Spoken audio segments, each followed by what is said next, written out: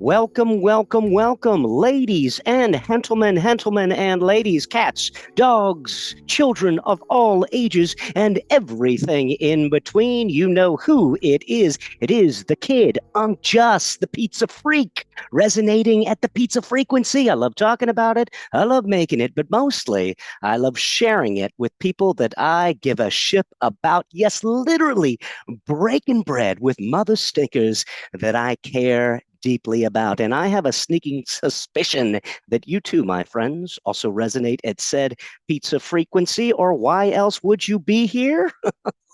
And where is here? Here we are. Science of Sourdough, Part 4. Slow Rise presents. I'm really excited. We're back with Cameron and Jimmy from Leaven Foods. I hope I'm saying that right, down Sandusy Way. We're trying to figure out and decipher the genome of sourdough. I have to have to let you know, has a lot to do with insect legs. I mean, I'm not trying to scare you, but that's the gig. That's the gig. We're trying to demystify the sourdough. It's an enigma inside of a riddle, inside of a magic eye painting that you have to defocus on. Word to your mother. And I'm talking about your sourdough starter. Ladies and gentlemen, I'm really excited. You know the deal. Noel and I have been doing office hours for years. We spent a lot of time on Zoom. We're bringing office hours back. If you have any questions, every other Monday, we're doing office hours because what we're trying to do is encourage everybody to fill out their variables in their own pizza equation. Pizza is very subjective, means a lot of different things to a lot of different people. The make to bake schedule, all those different variables come to us. We're going to help you figure out your perfect day that you want to eat and also you want to share. And then in between, every other Monday, we are attempting to decipher the science of sourdough. So this is very exciting. We get Cameron and Jimmy back. We've actually gotten some samples from some great friends of ours, and we're going to go through it. They've been sequencing the sourdough. So here we are. Without any further to do, I'm going to bring him on, the man, the myth, and he can actually fill you in on what we're doing next week, Monday. Office hours. The week after that, more science of sourdough. So thank you for spending some time with us. Just a little housekeeping. I'm not going to be promoting today. It's mostly going to be a PowerPoint presentation with Noel and Cam. Having a little chit chat back and forth. Jimmy's going to be on the back end. So if you do have questions, don't feel free to hit the Q&A. I see there's already a little something in the Q&A. So we will be answering questions as we go. If we have time, if time permits at the end, we will promote some people that have risen their hands in the attendees, and we can get this boat on the show. So thanks again for spending some QT with us. Monday evening, what's the day? Monday, October 9th, 2023. Without any further ado, here he is, the man, the myth, the legend, Mr. Slow Rise himself. No, Slow Rise Pizza Brohner. And I don't think the blue bell's working really. So I'm going to say blue bell, blue bell, blue bell, blue bell. Are you there? Oh, Justin, wait, hold on. Now I gotta, oh, wait, I can't, wait, I don't think you made me a co-host. I did. Well, I can't, Let, where's my, let's try it again. here we go. Here Something's we going go. on. Here Something's we going go. on. Something's Ghost going in, on. ghost in the Zoom. Here we go. Oh, that's what people want to see. The team together again. Justin, we keep getting snagged on the same silly little detail. It must be an update issue. You know, I updated today and every day that I use Zoom because I know these wily mother stinkers are just with their little funky updates. Updates? Anyway, you know how Justin, you I've known doing? you What? for a long time, and I know one thing about you. You don't do anything every day. Mm, Anything. mm, Anything. I don't know about that. My doctor would argue. Ah, fair enough. Fair There we enough. go. How are you doing? What's going on? What's going on down in Santa Mons? I mean, it's a beautiful day in the neighborhood. Mm-hmm. I'm enjoying myself. My wife's been out of town for 3 weeks in Mm-hmm. Argentina, so she's back. So we took a walk today. We had breakfast and lunch together. We're hanging out. It's a That's holiday, wonderful. right? That's What wonderful. holiday is it again? Indigenous People Day here in California. We celebrate that. Absolutely. I got to walk in today, got my steps on so I can earn some pizza. Had a few pizza disasters this weekend, but that's for another time. What are we doing? What's going on with this science sourdough, bro? Well, I don't know. I feel like there's so much going on in the world. I feel like I have to acknowledge one thing and one thing only. What's going on the Santa Monica Pier right now? Evidently, there's a man with a bomb on the Ferris wheel. So everybody stay safe out there. And I think that that's like just it's a microcosm of the macrocosm, just to say everybody stay safe everywhere. Remember, we're all in this together and all that good stuff. Is it a bomb or a Zoom bomb? Is he threatening to I Zoom don't bomb know. us? I don't know. I hope neither. I hope neither. Yeah. Let's be honest. Speaking of Zoom bombs, I haven't seen Zack yet, so Zack Hall. be on the lookout for a wily Jewish kid These peepers with will be power peeped. on his face. Yeah, Yeah, good, there you go. good. So, All right, so that's got all that admin out yep. of the way. Justin, nice to see you too. All right, Always. let me just get a few things out of the way, and then we will bring on our special guests. So I'm Noel from Slow Rise Pizza. Welcome, everybody. We have been alternating Mondays. This Monday is Science of Sourdough. Last Monday was office hours. Next Monday will be office hours. The Monday after that will be Science of Sourdough. So back and forth, back and forth. We try to keep it to 1 hour and 1 hour only. Sometimes we go an hour 10, but I don't think we've gone more than an hour 10 at all because Justin, he's the man with the plan. He's got his little watch, and he's constantly texting me 5 minutes and 5 seconds, 5 minutes and 10 seconds, 5 minutes. You're very good with that, Justin. Thank you. Keeping us on time. So yeah, this is going to be a quick fire Zoom. We've got a lot going on, but before we get to the matters at hand, I just want to let people know that I'm super excited about this next class in 2 weeks with Eric Pallant. I read this book myself about a month ago. I've just been trying to soak up as much sourdough information as I could. So I just went live with the registration page. Justin, if you wouldn't mind putting that link into the chat for me. This is going to be a follow-up to Stephanie Swan's history of sourdough. Hers was more of a history of fermentation with regard to bread, which included yeast products, it included sourdough products, it included kind of a wide range of histories of all things fermentation. So Eric is really a knowledgeable person. He's a professor. He's an author. He's a Fulbright scholar. I mean, his resume is incredible. But anyway, a wonderful book. Also, in the registration page, if you want, I've included some links to the book. I've included some links to a really fascinating YouTube video that you can watch in about an hour, which encompasses the 6,000 years of sourdough history that this book also encompasses. But what I actually want to get into with him is a more modern take on the history of sourdough. So I would say we're going to focus on the last 75 or 100 years. All right. So for all of you out there who are using yeast or using any kind of pre-ferment, including sourdough, it's going to be pretty wonderful. I'm definitely looking forward to that. So mark your calendars. And again, the registration page is now live. So go ahead and sign right up. Other from that, I am super excited about this class. Also, I guess not 2 weeks, but 4 weeks from today, we're going to be doing the same thing, but with 2 other bakers, which we'll get into next. So the idea is that we've been rolling out this science of sourdough, and we're into a new phase. The phase that we're into now, which we're going to get into very shortly when we bring Cameron and James on, is that we're actually getting into sequencing actual sourdough starters. And we're going to explain all of that. And what we've done is we have actually reached out to some friends who are pizza and bread makers who have bakeries and pizzerias around Southern California.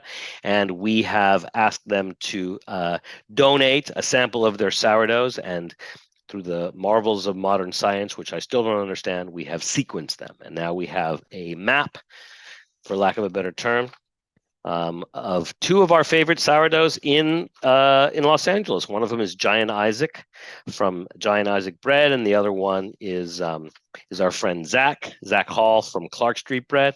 So these gentlemen are hopefully going to be joining us very soon. But before we get to that, get your big blue bell ready, Justin.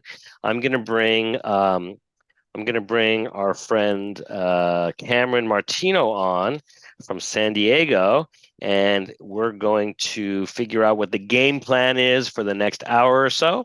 And he has a presentation ready to go. I've got it printed out because I'm old school, but he's gonna have it ready for you in PowerPoint fashion. So I'm super excited for that. So Justin, Yeah. when you think it's time. Just a few things, everybody in the webinar chat. I have put the Eric Pallant, his website, also the link to his Amazon book. I just wanted to say thank you. And I put Jyan Isaac Bread and Clark Street Bakery also in the webinar chat. Before we end, I will put the link to the next sourdough one in there. So yeah, let's go ahead. Everybody, just a reminder, because we are doing a PowerPoint presentation. If you're watching on a phone, let's go horizontal. You can probably see everything better. So Cam, if you're out there, brother, here's your blue belling. Cameron Martino, come on down. Hey, bud. Hello, hello. How are you doing? How are things in San Diego? San Diego's nice right now. Nice and Yeah. quiet. Yeah, feeling Yep. good because your Eagles crushed yesterday. Yeah, it was beautiful. I'm sorry for your Rams there, but it was Yeah. a nice win. I don't watch football. So you guys have a wonderful time. I'll talk to you later. Mr. Martino, how are you today? Doing good. How about you? Great. Thank you for joining us once again. Always a pleasure to work with you. Likewise. So let's see. We've got some information to get through today. So where shall we begin? Tell us about your literal journey from San Diego up to LA and back. When did this all happen? Yeah. Let me share my screen so we can bring up So we got some sourdoughs. We went up to your area, your neck of the woods up there in Los Angeles. We started collecting some sourdoughs, and we're starting with two of them today who very kindly let us come grab their sourdoughs from their locations here. And yeah, and we did some science with them, which we're going to talk about. Beautiful. So let's see. So you contacted each of them. You drove up in the wee hours of the morning. Was it last Friday? Yes. Yep. And who'd you hit first? We hit Jyan first. That was the first stop. Very early in the morning, right at opening. Picked up some sourdough. I hear you may or may not have sampled some of his bagels, was it? Yeah, we did kind of a road show of each place too. We got some bagels and some bread from each place, which was good up until the end. It was a lot of bread in one day. It was very, very, very good. But I have a feeling you can handle a lot of carbs. You used to be a swimmer, right? Back in the day? Yeah. I mean, I hear Michael Phelps burns through 12,000 calories a day. So a guy like you, 5,000 calories of pizza and bread and bagels is nothing, right? Yeah, I don't swim like I used to though. All right. Well, next time you gotta swim like the day before, so you're ready for it. Yeah. Next time I'll prepare. Hindsight is 2020. All right. So you started out with Jyan Isaac. You had some bagels. You had some sourdough. Yep. Then you went up to Clark Street. Yep. Went straight from there to Clark Street, and they very graciously gave us their sourdough. Explained some process. And we got some of the flour as well that they use to feed. Very important that we, when we bring it back here, make sure that we can, recreate the sourdough that they gave us originally.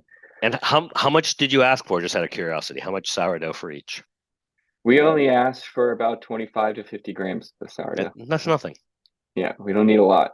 You need to sequence it. You need like a Q-tip worth. Like you could dip a Q-tip in, and that would be more than plenty to profile the microbes. They're very small. Got it. And did you have to keep it cold or anything, or you weren't really worried about that? We kept it somewhat cold as we could, but yeah, we weren't too worried. We kind of wanted to keep the feeding schedule continuous, so we ran straight back and fed them, and we'll get into some of that. But beautiful. Yeah. So we're started out with two starters, and correct me if I'm wrong, you also picked up two other starters, and we're going to detail that in 4 weeks, right? Correct. Yeah, in 4 weeks we have Speak Cheesy, excellent pizza shop there in Long Beach. And then we have Bubs and Grandma's, which is also some excellent bread that we got from those guys as well. Awesome. Super excited. All right, so shall we begin? Yes. All right, so Justin, I'm going to have you put in that YouTube video from a few weeks ago on the background of applied microbiology of sourdough, because this slide we covered in an hour, but I just wanted to run it back really quickly for people, a what happened in last week's episode type deal. Just the basics. So we've got a sourdough starter. In that sourdough starter, you've got your bacteria and you've got a yeast, maybe a couple yeasts. The bacteria take the sugar, which is essentially all of that broken up cell material from the plant. That's their sugar source. That's their nutrients. That's what they eat. And with that, they produce acids, so like lactic acid, acetic acid, which produce that sour flavor that you get in your bread. And the bacteria also make the gas. So, we think just the yeast often contributes to the leavening and the rise of the dough. It's the bacteria too, if you have certain types of bacteria. And then they also break down proteins like gluten and turn it into amino acids, which they use for both themselves, and they feed them graciously to their yeast partner sometimes. And then the yeasts are in there. They eat the sugars and they turn those into gas. They also make aromatic compounds like alcohols and esters, if you're a chemist or a biochemist, and that makes the fruity flavors that you get in your sourdough. And then we also covered a few weeks ago, the difference between a strain and a species, right? So we have all of these different species. Most of the diversity on life, is within the microbial world, and sometimes it's really hard to get a grasp of how diverse it is. Each species has a whole set of strains, just like, a wolf and a dog would fall into the same species category. They could be viewed as, like in the microbial world, an analogy of strains. So the strains can perform very different functions in your sourdough, even though they have the same species name, just like a wolf and a dog that you have at home, right? And then we're also going to talk about viability. So we talked about this in the brewing episode, where you measure the number of cells of yeast or yeast and bacteria. And these are the number of cells that are capable of reproducing if the environment's right. So they can double themselves, which is what microbes always want to do. They just want to make more of themselves. And so we'll get into why that might be important later on. But it's just important to keep in mind that term. And then we also are going to talk somewhat about where these microbes came from. And it's just important to remember that a lot of the microbes in your sourdough come from the way that you form your sourdough. So once this community is stable, barring some type of large change in extreme management, they're going to stay the same. How's that, Noel? Did we recover? That I think you did a great job. Yeah. I mean, it's easy for me because I was there for the class. So yeah. For those who were not there, I do see a lot of people who were there. Definitely check out the link. It's well worth the time. Awesome. Okay. So what did we do? We went around and we picked up these sourdoughs up in your neck of the woods. We left here at 3 a.m. And I picked up James. And we headed up there and we stopped first at Jyan and a few other places after that.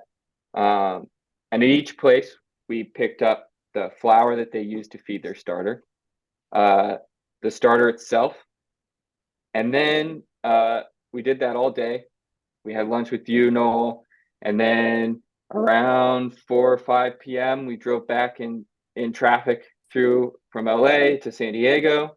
And then we stuck straight to the lab, and in the lab we fed the starters according to how each baker and pizza maker told us how they feed their starter. We wanted to make sure that we were keeping it as close to how they normally feed it as possible. And then we also took samples of the flour, the original starter that we got directly from them, the lab fed starter, and then we processed these. And so the way we processed them is we did two things. The first thing is we took the sample and we asked what species are in there, what species of yeast and bacteria, and how many of each of those species are there. And we did that through DNA sequencing, which we don't need to get into. And then we also did cell culturing. So we isolated the microbes. We also checked their viability of the sourdoughs at each step to see how many yeast in total number, how many yeast cells that were able to reproduce were there, and how many bacterial cells were there that could have reproduced.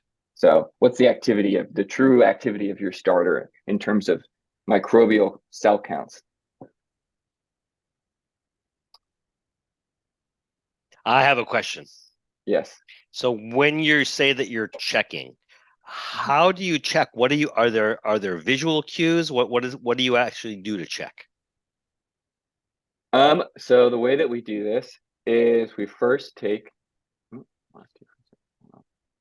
the sample, so the sourdough, whatever, we homogenize it so it's all the same.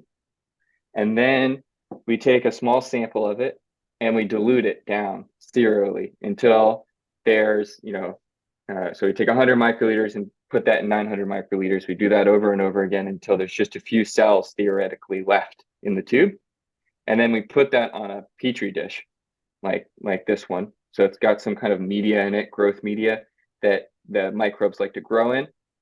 And they form a colony on each one. So these little dots on there. And each one of those started from one cell, theoretically speaking.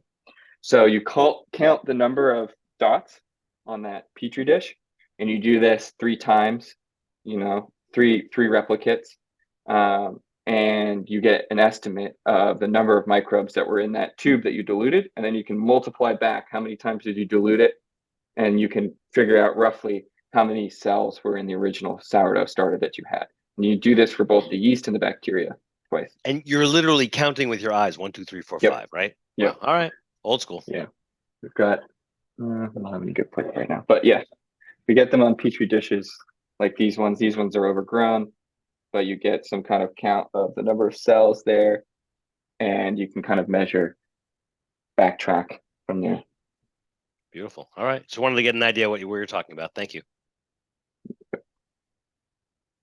All right. So I'm going to have James jump in since he did the work of passing these starters, and have him talk about the method in which they were passed. And maybe we have some questions. I don't know if Zach's here or not, but we'll start with Zack. James, welcome. Thanks, Noel. Glad to be here. Glad to see your beautiful face. Tell us, what are we talking about now? So I guess as Cameron outlaid, we got these starters and we drove them back from LA to San Diego. And so they had kind of been sitting, room temperature or warmish in the car for a little while. So once we got back to San Diego, we really wanted to make sure that they were still active. And so we refreshed each starter using the guidelines of the second feed, which were laid out in the survey that we distributed to everybody that participated. So, we refreshed our starter the Friday night that we returned. And then we let them sit overnight to come in and do the real feeding regiment that had been, outlaid by all these bread and pizza makers, to just kind of get an idea of maybe how the microbial community was being affected between feedings and what impact these feedings might have on the microbes that were there.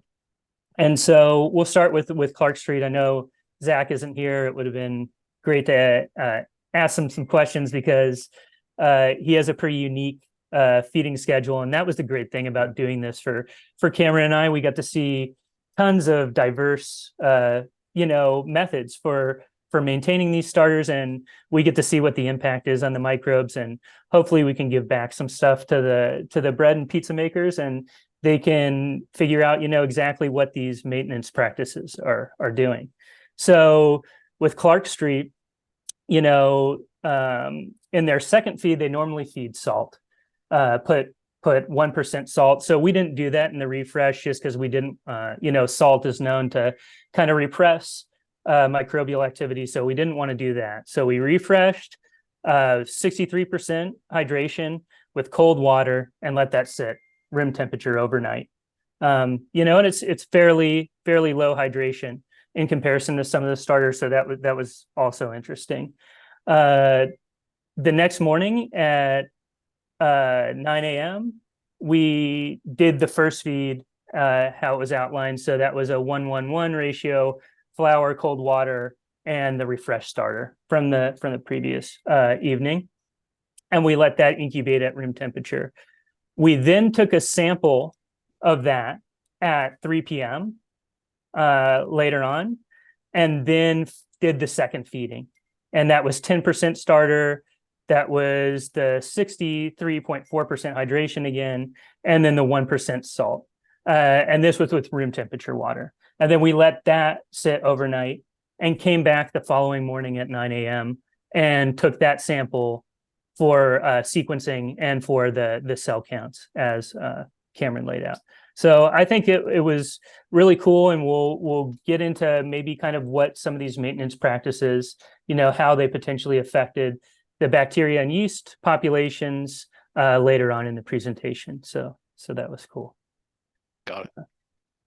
We can move on to Jyan's. We have Jyan standing by. So Jyan, whenever you're ready to jump on the Zoom with us, thank you for your patience. Let's wait for Jyan to jump on. I know he's there at home. Also, beware that Jyan often wakes up at midnight.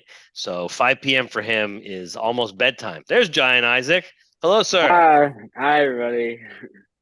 Thank you so much for joining us. Yeah, thanks for having me. I'm excited to check it out. I'm so glad. Well, we're super excited to have you. So a few quick questions, and then we'll get to the meat of the matter. So you own a bakery here in Ocean Park, right? Yeah, we got a little bakery on Ocean Park and 17th. Yeah. Beautiful. And how long have you had it? I started making bread there right when the pandemic happened, so around April of 2020. Beautiful. And so we're excited to have you. I'm specifically excited to have you because, as you know, I'm a regular at your bakery. I'm there every week for the rye bread. I love the bagels. I love the what do you call your sourdough? Your regular city loaf. Our city loaf. Love it. Love it. So you're always trying new things. I know that the rye bread, you made some changes this week or a few weeks ago with the hydration, added some emmer flour, so using some Smog City beer in there. So I really appreciate all the tradition and all the innovation. And so, have you been working with sourdough for a while? I've been working with sourdough since I was in middle school. So I would say the last about maybe 7, 8 years maybe. Beautiful. So here's what we'd love to do. I'm going to have James go through the slide and kind of explain what he just explained, and then maybe you guys could have a little conversation. And then after that, I think that Zack from Clark Street just joined us, so we'll loop back around, have a little conversation with Zack as well, and then we'll move on to some of the other slides. And hopefully you guys, if you have the time and inclination, you can stick around because we might have some questions from the attendees of the webinar. How does that sound? Sounds great. All right, good. So James, back to you. All right, excellent. Yeah, so I hope we captured pretty much what you do at your bakery, Jyan, but I can't guarantee it, but we did our best. So when we got the starter back on Friday night to the lab, we fed kind of like how you guys do for the second feed. So we did 7.5% of the original starter, 100% hydration with cold water, and then let that sit room temperature overnight. When we got in the following morning at 9 a.m., we fed with 92% hydration with warm water this time. So ours was 115 degrees. There was no temperatures with the instructions, so I figured that was pretty warm and a good start. And 55% refresh starter. And then we incubated, took a sample at 3 p.m. after we incubated at room temperature.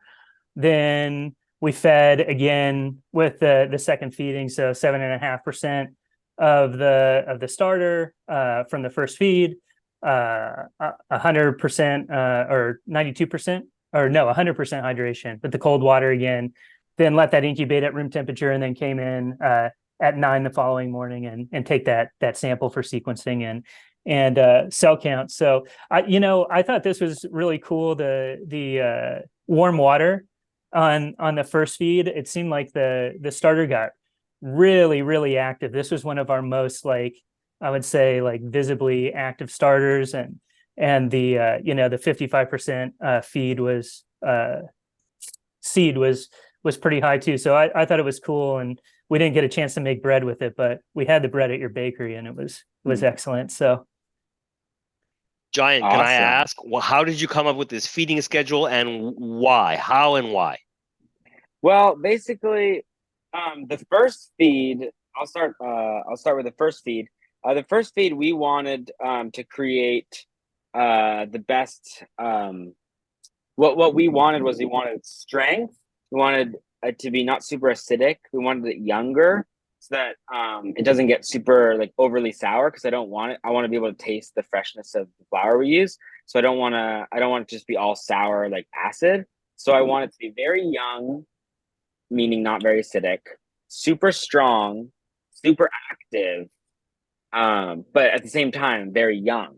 So what I thought is we do like, the overnight, the very small percentage of seed and cold water.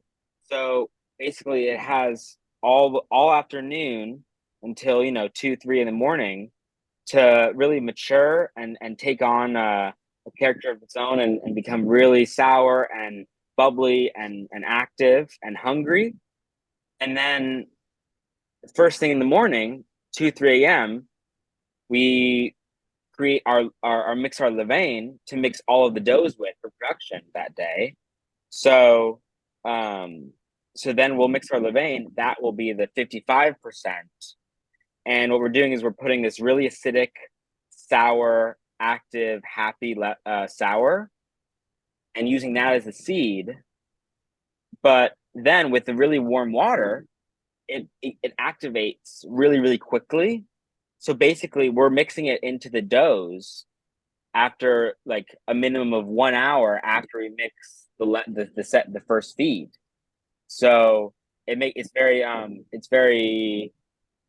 nice to work with, because you just mix it, and then an hour later you can start mixing it into your doughs, and it had the characteristics we were looking for, which was young, not very acidic, super strong and super active. But those are the most important things. Not very acidic, young, but super active and strong. And like we wanted strength. Beautiful. Yeah. And just out of curiosity, if you're getting all this strength and all this activity, what is your window of opportunity? So if let's say you mix it at 2 a.m, and then let's say maybe at 3:30 you start using it, hour and a half later. What is the window? How much time do you have before it's past its peak? So we will use it. We'll start mixing it into doughs an hour after we feed it into the autolyses, because we autolyse everything, just flour and water. So we'll start mixing it into the doughs approximately an hour, and we'll use it all the way until we finish mixing for the day, which will be usually around 6:30 a.m., 6 a.m., 6:30 a.m. So I'd say around 3-4 hours of a window for using that really active and young leaven. And it's not to say that you can't use it after that. It's just going to keep growing in acidity. So your bread is going to probably be more sour. I'm really trying to find that line between too sour. Like, I don't want it just to be all acid. You know what I mean? Got it. Beautiful. All right. Super helpful. I just wanted to question, when you guys did the feeds, I don't know if I specified, but the percentages, they're based on the flour weight or the total weight of the leaven? They're baker's percentages, so on the flour weight. Perfect. Awesome. That's what I did. Yeah. Oh, you had me holding my breath there. I thought you were going to throw us a curveball. Well, and it wasn't exactly perfect, right? I guess ideally we would have done the first feed sample maybe an hour after the first feed instead of at 3. But I think we probably got the gist of the information that we needed to get. No, I think honestly that the hour is just the minimum until it's active enough. But it's not to say that like it's any worse or better if you do it 5 hours later. It's just the hour is like the minimum until it's like, okay, strong, ready to go. Perfect. You know? Perfect. Yeah. All right, guys, let's do this. We've got Zack from Clark Street on, so let's bring Zack on. Let's go back one slide and just give a quick review, and then maybe we can chat with Zack real quickly like we just did. And I know we've got a lot more to go, but I just want to bring him in so we can find out what is the method to his madness as well. Zack, are you there? Hey, what's up, Noel? Mr. Clark Street, how are you? Guys, I'm so sorry. Once I pick up the kids from school, my brain just like cuts off. It's only about dinner, wash your hands, take a shower. You know what I mean? Dude, you're here. That's what's important. Thank you so much. And your starter is here as well. Even more important. I'm so happy to be here. And was it James and Cameron? Nice to meet you guys. Yeah. And Yeah, nice to yeah, meet yeah. you as well. Nice So to meet you. real quick. So if you don't mind, let me just ask you a few quick questions, and then we'll get to the most important matter at hand. How long have you been baking? I'd say about 12 years. 12 years. And when did you get into it professionally? I know that you were baking out of your home for a while. When did you open your first location? Professionally, about 10 years. First location was 9 years. Got you. And now, correct me if I'm wrong, you have 5 locations up and running. Yep. Beautiful. And is sourdough a big part of what you do? Yeah, it's the origin story. So like, that was the first, that's how Spider-Man got it. You know what I mean? It's like, that's how Clark Street became Clark Street. There you go. And you started out with bread, and now as we were discussing, you do a lot of pastry as well, right? Yeah, shit ton. Shit ton. And do you incorporate sourdough into your pastry, not just your bread? I don't really think so. No, I think actually there's no sourdough in the pastry. I think it's all yeasted. Just the checking. croissants are all yeasted, and the non-leaven stuff. Yeah, I mean, no. Cool. Do me a favor. We've already done it, but if you wouldn't mind, would you please kind of walk us through your feeding schedule, your hydration, and just kind of give us a little bit of insight into how you came upon it? Sure. So it's been a long road, right? Where you start with your starters is kind of different from where we've ended up. And basically at this point, the guys get in and they do their mixes. The starter's ready right when they walk in. And so with whatever's left over from the starter, from the mixes, they'll take a little bit, do a little refresh. And the refresh is all whole wheat, liquid, because it's easy. It's a small amount. They can just mix it by hand. And it's with like a lot of feed, just like 50% or 1-to-1. Yeah, 1-to-1. And so that's just to get a quick turnaround, get it sweetened up, get a lot of enzymes in there for that big feed for all of our doughs. There you go. What we do is we never refrigerate our starter.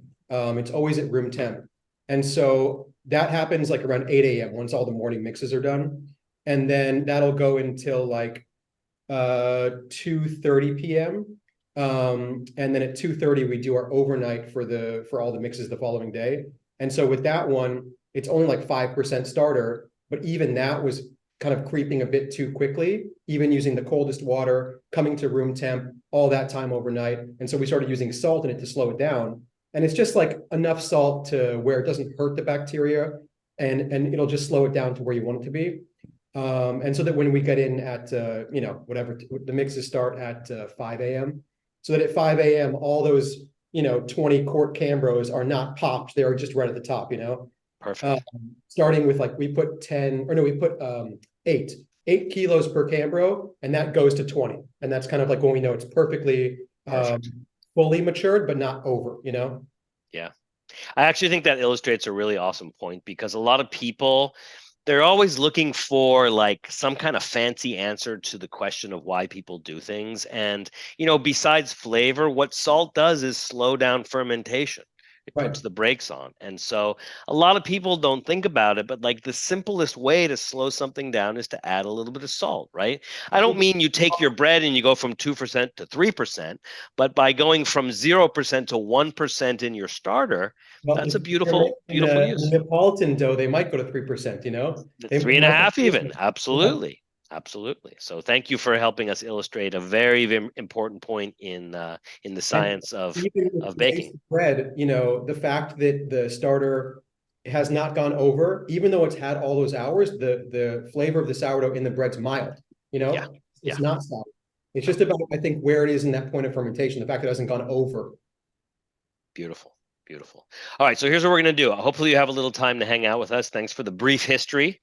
Well, we have a bunch of slides to present, so stay right with us, and we might hit you up with a few questions as we go through, because we don't want this to be entirely theoretical.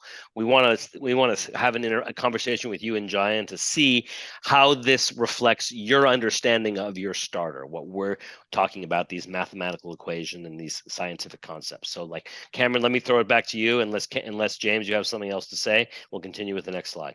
No, I think it's all good. I think the feeding schedule is pretty complex, so I think we got as close as we could, I hope, and I think it was a pretty good representation of what they do in the bakery, other than we didn't have the whole wheat to feed, so we didn't feed whole wheat. We had I don't know exactly what our mix was, but it was some other flour. Beautiful. All right, so next slide, huh? Very exciting. Slide number 6, shall we? All right, let's meet the bacteria. So in both starters, we had the same species of bacteria. So both Jyan and Zack both had this Fructilactobacillus sanfranciscensis. They had a few different strains of this bacteria. You can see even in the original starter, the first refeed and the second refeed, we have the same bacteria. So we're maintaining them here, at least in the generations that we sampled them from. We have a 2000x view of your sourdough. So if you were to take a piece of your sourdough and look at it in 2,500 times magnification, this is what your bacteria look like. They're very, very small.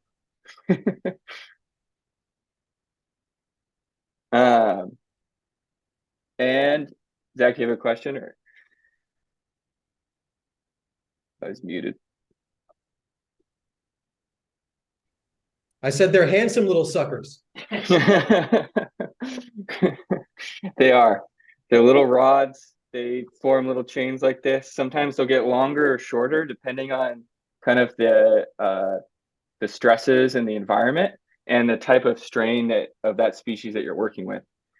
So seeing this species, Noel was like, well, what's going on? I thought there was some diversity in the sourdough thing. Why are we finding all the same bacteria? There's a paper in 2021 that came out. They sampled 500 sourdoughs. What we're looking at here, each one of these bars is a sourdough, and then the relative amount of each color is the percentage of each bacteria in that starter. And then they're colored for all of the different lactobacillus and acetic acid bacteria that you could find in the different sourdoughs. And what they found is that about 1/5 of the sourdoughs from the 500 sourdoughs that they sampled, mostly from North America, are just completely dominated by this Fructilactobacillus sanfranciscensis.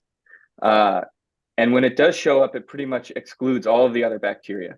So you can see, like, a lot of the other sourdough starters, there's some kind of mix, for example, Lactobacillus plantarum and brevis. But when this sanfranciscensis shows up, it just completely excludes everything else and is almost 100% of the bacteria. And so it's not super surprising that we find this multiple times in just a few starters that we sample.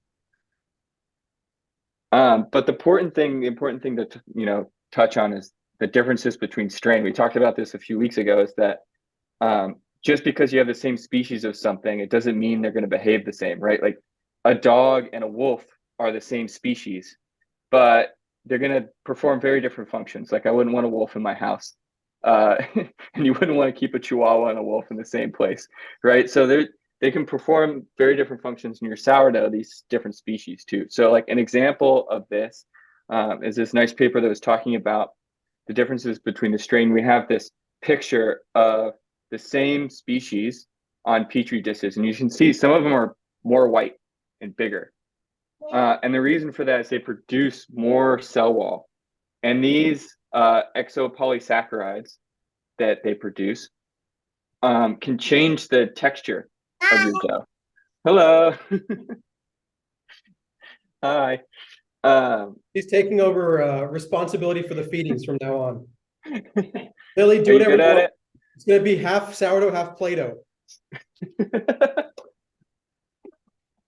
that'll be a lot more salt. Mama, the hot dog.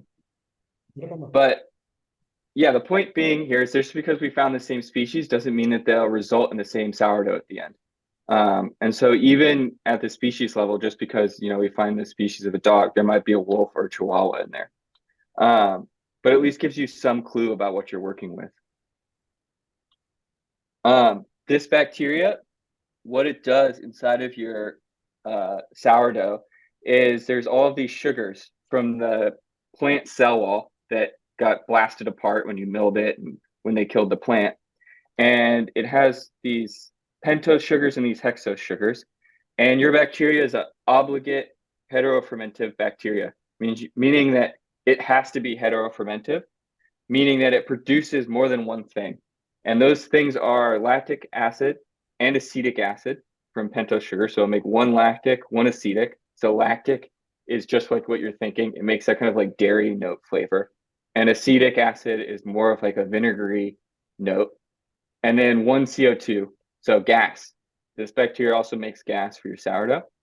It will also, from the hexose sugars, it can make another lactic acid or an ethanol. And the lactic acid, again, will make kind of dairy notes. The ethanol is an aromatic compound. It will make kind of a fruity flavor to your sourdough.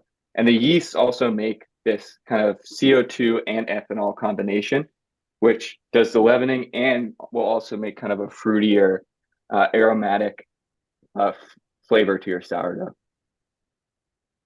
So your yeasts are also completely dominated by one species. So you can see the stack bar charts are just one color because there's nothing to stack.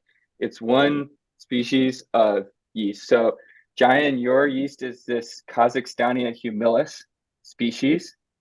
And then we have Zack and yours, Kazakhstania exungia, which is a different species in the same genus. So you can think of it like the difference between like a bear and a pig. They're within a similar genus or similar group, but they probably perform different functions. And a lot of these species are just not well studied. We just don't know a ton about them at the species level. Food science is underfunded, so we need more funding to get out there so they can start, spending the years to study these species.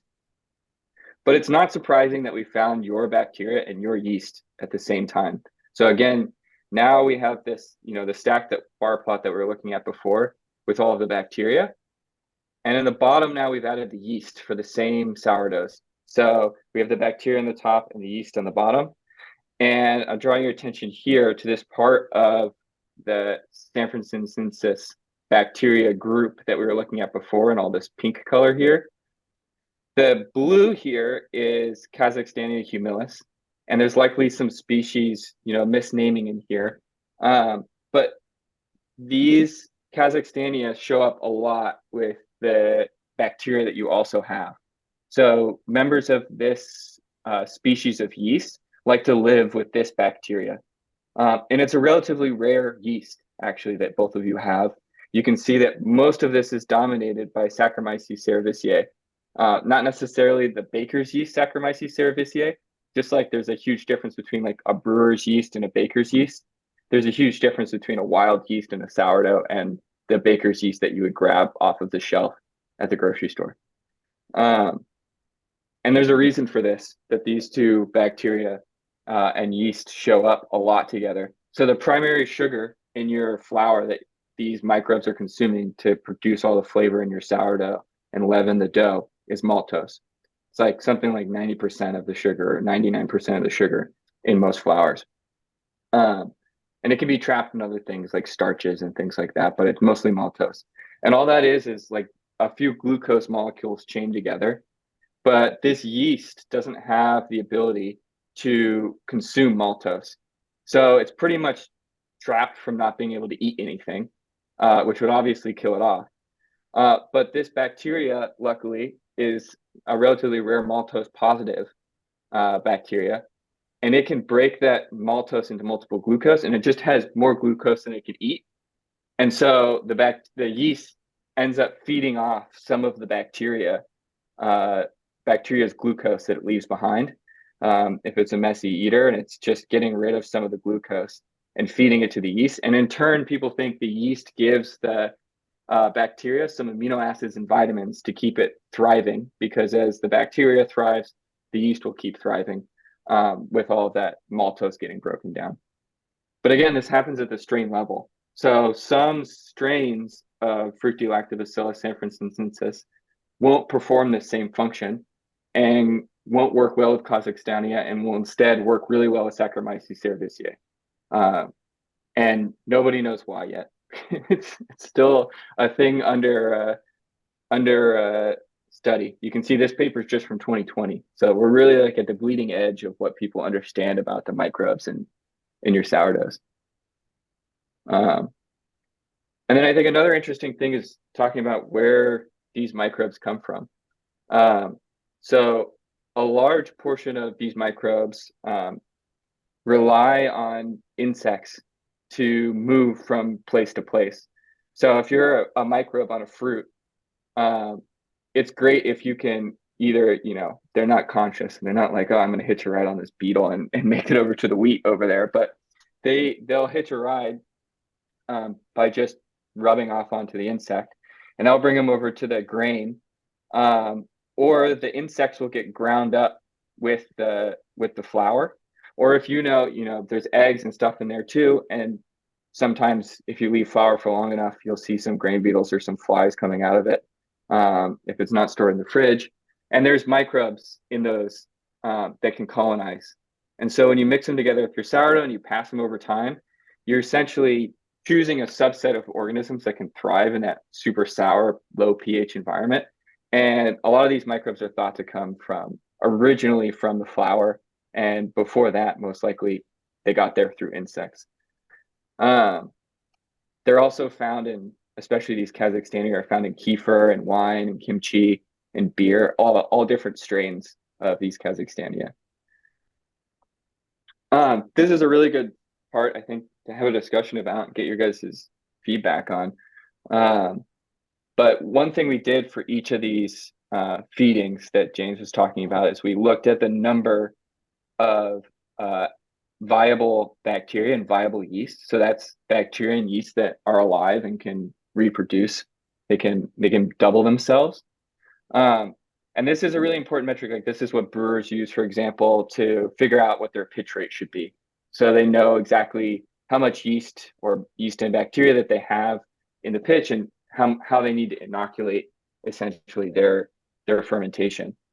In Jyan and yours, in your first one, you have a much lower number of bacteria than average, about a half log, a log less. So that's the difference between, 1E9 bacteria is on average. So you can imagine 1E6, one times 10 to the 6 is a million. And then you're just going up by 10, 100, 1,000, up to a billion number of cells. And you have about an average number of yeast. The average ratio of bacteria to yeast, right, which can be important because you're changing the volatiles that are produced. So you're either increasing or decreasing the amount of acid that's being made, is much lower for your first feed. But after your second feed, you're getting a much higher amount. So you have a little over a log scale more bacteria and yeast than the average sourdough. And you have around 300 times more bacterial cells than you do yeast in your fermentation. So you'll get a more sour fermentation that way. On the other hand, it's a nice contrast, I think, between what you're doing, Zach, especially with the salt addition, has a much larger impact on the bacteria. You can see your bacteria, even in the first feed, are relatively even with your yeast. But when you add that salt in, you're super decreasing the number of bacteria and yeast overall, and your ratio is still pretty low. You have almost the same amount of bacteria to yeast that you are adding in, which makes sense with what you were talking about with trying to slow down the fermentation. Yeah, do you guys have any questions about this part? I thought it was pretty interesting, the contrast between the two methods and how you can see the viability of the microbes. Yeah, this reminds me of a P&L report. Which you need an accountant or a bookkeeper to translate for you, right? Yeah, exactly. I need my sourdough accountant to translate this all for me. Well, let me ask a follow-up then. I'm just wondering out loud, Cameron and James, would there be like a one-to-one in terms of like aroma and flavor that these guys would be able to perceptibly taste or smell? Or is this stuff all just kind of scientific? No, yeah, I mean, if you drastically increase your bacteria to your yeast, you're going to get a much more sour flavor from your starter. It's just a numbers game of what you're inoculating, right? So, for example, let's talk about baker's yeast, like IDY. If you're adding 1 gram of IDY, you're adding like 1 times 10 to the 10 number of yeast. So you're adding in way more yeast per gram than you are yeast in a sourdough per gram, right? Which like that also makes sense, the amount of inclusion that you have to have, right? 1 gram of sourdough probably wouldn't do the job, right? So yes, it'll have a huge impact on not only the speed of the fermentation, but also the end flavor, because you're changing the ratios of your bacteria and your yeast when you're doing this, and they make different things, right? You're getting gas and aromatic compounds from the yeast, so kind of like that sweeter flavor, and then from the bacteria, you're getting more of the sour and vinegar notes. It also seems like there's a huge variation in the amount of yeast, not just bacteria, in every starter. And so in a book here like Advanced Bread and Pastry, where they say 1 gram of yeast is equivalent to 100 grams of starter, that ratio is kind of bunk, because it really depends on every single starter, right? Yeah, but it's also a good starting point. I remember back in the day when we would experiment with stuff, it was like, I forget what it was. It was like, 0.2% yeast, 20% sourdough. Each of those would be 3 hours in ripening time for like, 75 degrees, whatever. And so, yeah, if you do want to convert, I think it's a good place to start. It is a good place to start. From experience. Agreed. But it seems like every starter could be radically different, right? Some starters have sugar, some have salt, some have neither. Some are just have more bacteria, some have more yeast, depending on the feeding schedule, the temperature, whatever microbes were on the flour when you first started it. If you go to some of the wholesale bakeries that I've seen, some even have vinegar in them. So I know. Absolutely true. Excellent. Well, I think it's also important to note here too, we may not have captured them at the exact most active point, so we might not have ended up with it may not be indicative of what Zack's baking with, he might, it might have been more active slightly when he bakes with it compared to when we took our sample. So sure, the trend is important though, right? The trend kind of shows the effect of the salt, which is, I think, what Zack intends. So yeah. I think it's good that the science supports the what he's seeing in the bakery, and it seems to make sense. Yeah. Let's see here. So we don't have a lot of time left. We seem to have gotten through most of our presentation. Justin, do we have any questions in the chat that you think we want to address? I know that James has been responding to some of them in writing. Let me see here. I know Daniel was pretty active. Somebody had a question about the Puratus project, which I haven't looked into too much, but Cam has looked into more, so maybe he can comment on it. But effectively, the question was, are we doing something similar to them? And my understanding is they're more of a biobanking exercise, where we're isolating microbes from starters and studying more of like the community, how it responds to different things, and just the overall dynamics. But if Cam has anything to add to that, that might be helpful. I just want to say real quick, Stephanie went over that a little bit in her presentation, and I think that what they are doing is more, like you said, Jimmy, just housing everything, taking all the different ones so they've got it, but you guys are actually doing the due diligence behind it. You guys are doing, as Zach said, doing the accounting, the dirty work behind it. But I put that in the link to Daniel. Great question, Daniel. And then obviously, excuse me, that's a timer. Turn that off. That's 6 o'clock. Daniel's also asking, people are asking, and I know we're going to get to this, how do people get their sourdough sequenced? And also, Daniel asked this great question. I'm super curious about how the Bigga at My Pizza for 25 years, they've never washed their buckets. So they're wondering if some lactobacilli has crept in there and or other yeast strains. So just something real quick, maybe some people can talk about. I'm going to jump off again. Yeah, I mean, we like to keep them clean, start it in one, get it into a clean one, rinse, so we're always cleaning, I don't know. But I think in the beginning, I probably did something like that where I just had one. But when it gets to be so big, I don't know. What about you, Jyan? You guys using one container over and over, or are you rinsing? We will use fresh containers. I think the most important thing for me personally is just like kind of a consistent percentage of seed, so that we can get like the same amount of activity more or less each day of production. Of course, weather's always changing and stuff like that. So I'll need to adjust the percentage of seed every few months or whatever. But I think we just use a fresh container, a clean container every time we feed our. Yeah. I like the Looney Tunes background. That's cool. Always and forever Looney Tunes, guys. These are directed to our two bakers. Are there anything that you were doing when you started that you've changed in the 5 or 10 or 15 years since you started? Yeah, everything. So, and what's that based on? Myths, experience, and give us one example of everything. Oh, I don't know. I would say, look, in the beginning, you're still learning. This is, 10 years later. In the beginning,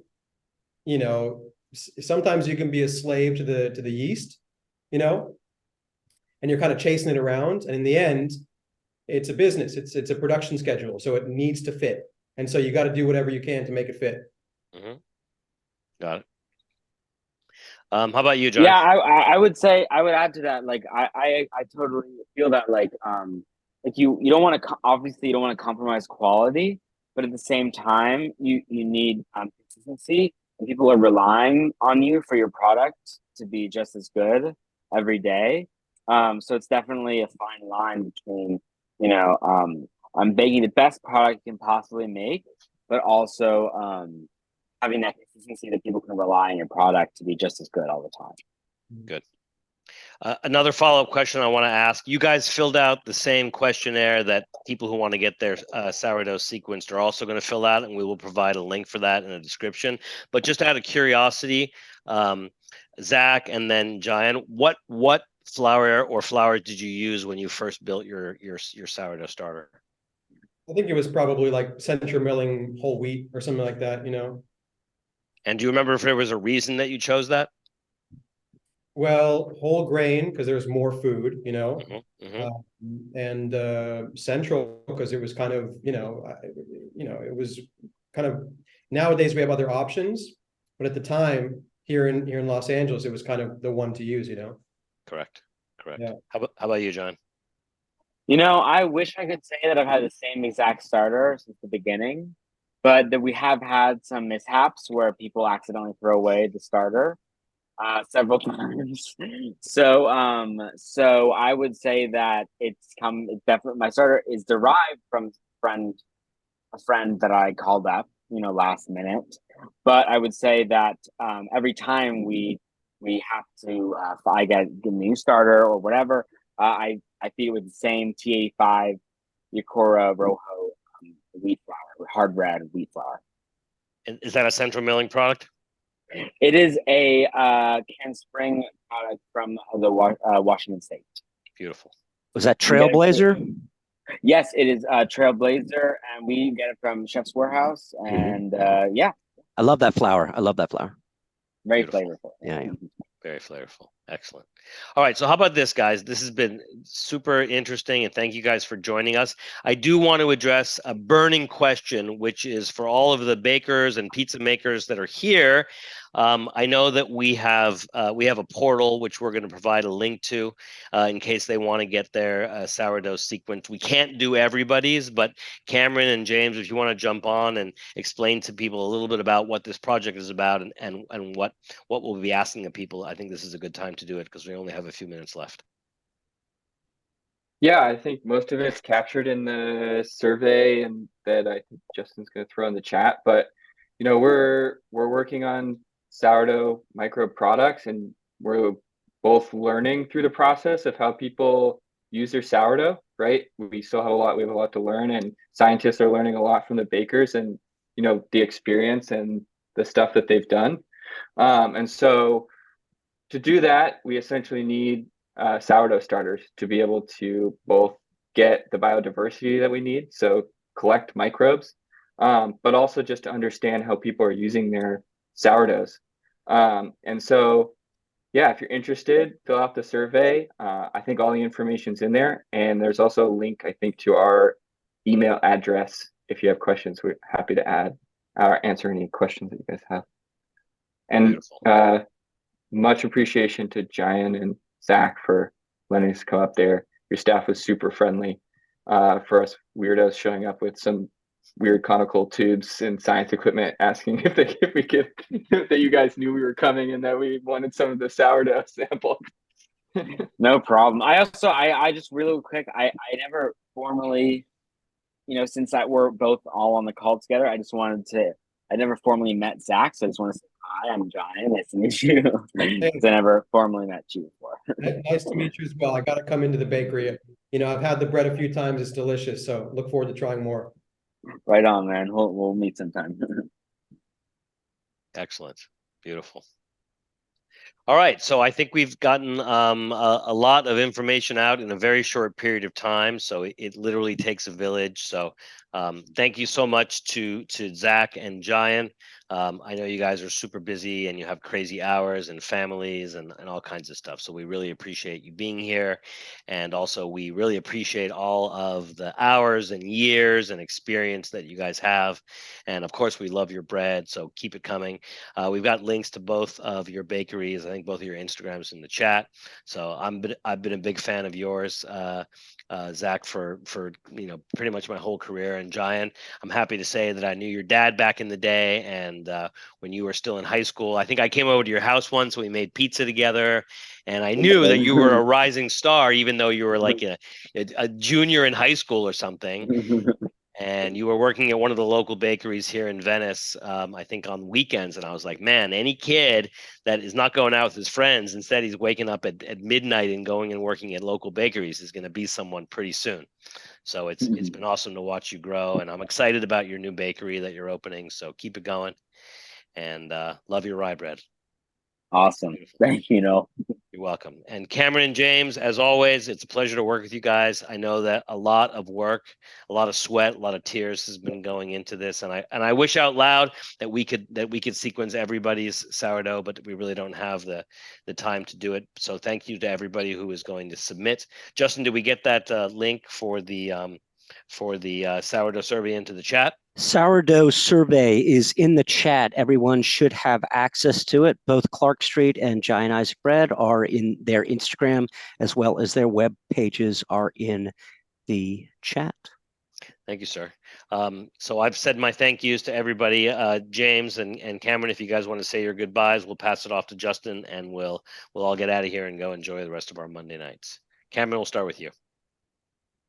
Yeah, thanks to everybody for coming and spending maybe your day off on Zoom with us. And thanks a lot to Zack and Jyan for letting us sample your sourdough. Hopefully it was interesting and hopefully at least somewhat practical.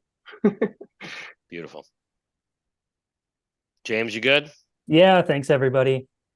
Beautiful. We appreciate you. Justin, passing it off for you. Let's do it. You know the dilly. Oh, I want to say thank you to Zack and Jyan. It's really nice to meet you all. Thank you for participating in this sourdough endeavor as we sequence the sourdoughs and unlock the genomes that are in there. Cam and Jimmy, let's continue to do this. Noel, as always, thanks for letting me be a part of it. Guys, continue to bake, continue to make. In the immortal words of our prophet of pie, keep burning, keep learning. Things today there's a little hectic out there. So remember what we say. We do not get into the politics of pepperoni and pineapple here at Slow Rise Pizza. We continue to say pizza, always and always pizza, guys. So go with love and peace, pieces and slices. Thanks everybody for spending your Monday with us. See ya. Thank you, Justin. Thank you, Jack. Thanks, Zach. guys. Thank you, Thanks for having Jyan, us. Cameron, James. Thank you, everybody. We'll see you next Awesome. Monday. Next Monday for office hours, and then the following for more science of sourdough dough. Beautiful. Thanks, everybody.